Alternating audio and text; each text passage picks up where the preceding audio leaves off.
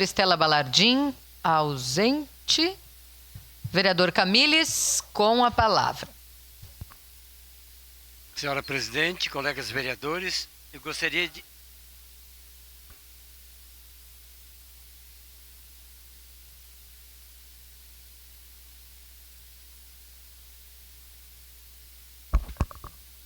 Senhora presidente, colegas vereadores, gostaria de divulgar uma atividade que irá acontecer no próximo sábado, dia 15 de junho.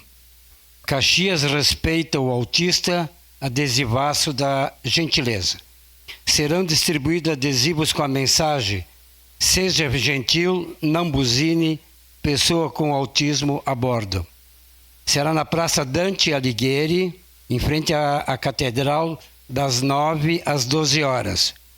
Esse evento faz parte da Semana de Caxias e está sendo organizado pela Coordenadoria de Acessibilidade, em parceria com a Comissão de Acessibilidade.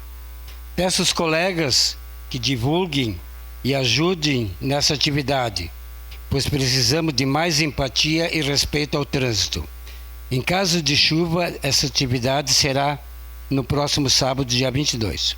Gostaria de agradecer muito nosso ex-colega vereador, Tenente Cristiano, por ter interferido no empréstimo de um gazebo para o nosso adesivado.